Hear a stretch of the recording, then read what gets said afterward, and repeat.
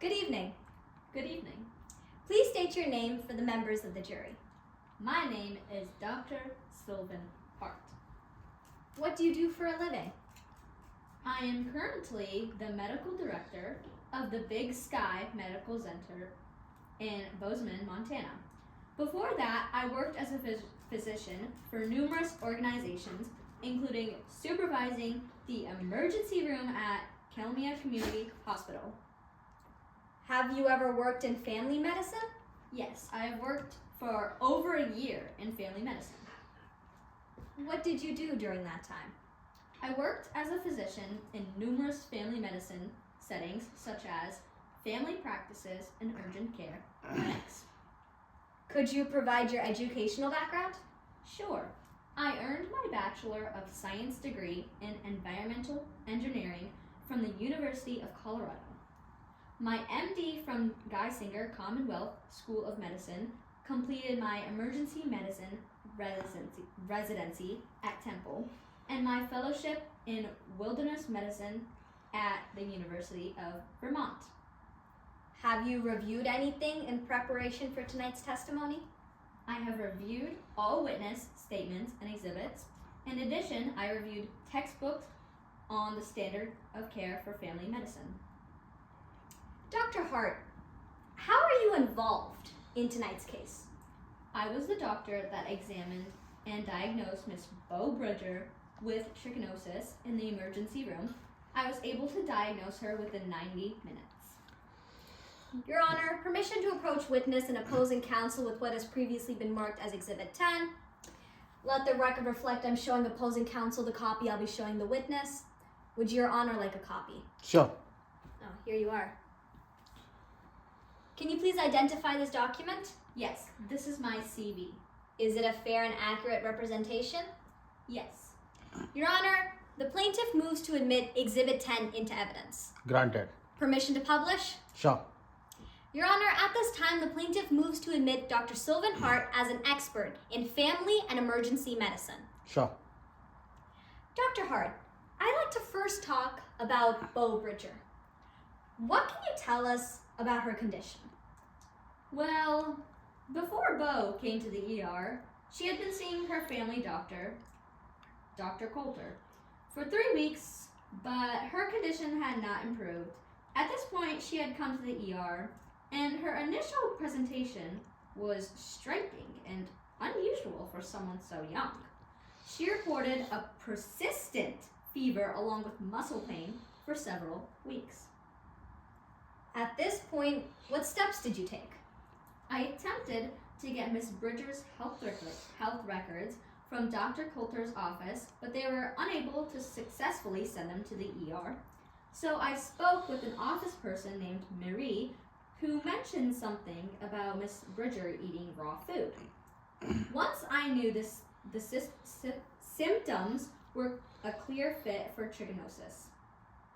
Dr. Hart, what is trichinosis? Trichinosis is a very serious infection caused by the larvae of a parasitic worm. It's contracted by eating raw wild game. Now, you mentioned earlier that Bo Bridger was exhibiting multiple symptoms of trichinosis. Can you explain to us what those are? Yes. Trichinosis can cause very localized, intense pain. When I physically examined Miss Bridger's thigh, she let out a scream that could have curdled milk. Now, did Miss Bo Bridger exhibit multiple symptoms of trichinosis? Yes, but one of her symptoms was being masked by a prednisone, a medication that she had been taking for years. Doctor, how does prednisone mask a symptom of trichinosis? Prednisone can suppress fevers. This is crucial because another telltale symptom of trichinosis is a high fever. This means the fever Bo exhibited could have been higher. This information was key to Bo's diagnosis, yet Dr. Coulter's office missed it on numerous occasions. And who prescribed her this prednisone? Dr. Coulter did. And despite the fact that Dr. Coulter prescribed the prednisone, neither he nor anyone in his office recorded in any of the medical records that the prednisone may have suppressed Beau's fever. The fact that prednisone can mask a fever is common knowledge for a physician. Dr. Hart, I'd like to now shift your attention to Dr. Coulter's medical record system. Earlier you mentioned that it was having trouble sending you Beau Bridger's medical records. Did this have any impact on her diagnosis? Yes. On top of the missing diagnosis, Dr. Coulter's office did not successfully transfer her medical records to the infectious disease specialist, causing a missed opportunity for someone else to make the correct diagnosis sooner. And in your review of her medical records, was she exhibiting any symptoms of trichinosis? Yes. In looking at Miss Bridger's records from Dr. Coulter's office, I noted that they also failed to address the periorbital edema, or swelling around the eyes, that Miss Bridger was exhibiting, which is yet another textbook symptom of trichinosis. Were there any other missed symptoms? Yes. In Miss Bridger's second visit with Dr. Coulter, she reported focal pain in her muscles, which was new. However, there is no record of Dr. Coulter completing a full physical exam on Miss Bridger's legs. That is below the standard of care, or what any reasonable family physician would do. This is also another missed telltale symptom of trichinosis. The high fever, the periorbital sweating, the focal pain, even the fact that they knew she was eating raw food. I mean, their office told me all of these symptoms were there, but Dr. Coulter missed them. Dr. Hart, do you have an opinion rendered to a reasonable degree of medical certainty about Dr. Coulter's care to Beau Bridger? Yes, I have an opinion.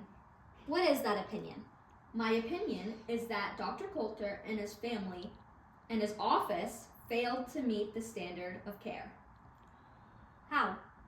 The standard of care is that doctors have to be ready to make diagnoses specific to our regions. Pennsylvania has had a lot of hunters, and this county has more than our share. That means there is a chance of someone eating wild game that's not fully cooked. Because of this, doctors have to consider trichinosis as a possible diagnosis, at least in cases that you are having trouble explaining. Dr. Coulter didn't do that, and Miss Bridger got much sicker because of it. Does the timing of this diagnosis make any difference? Absolutely. Dr. Coulter missed the trichinosis diagnosis for weeks, even though all the symptoms were there. An early diagnosis could have made a real difference in Miss Bridger's long-term recovery. A sooner diagnosis might have saved Miss Bridger from years of pain and confusion. Thank you, Dr. Hart. Your Honor, I have no further questions.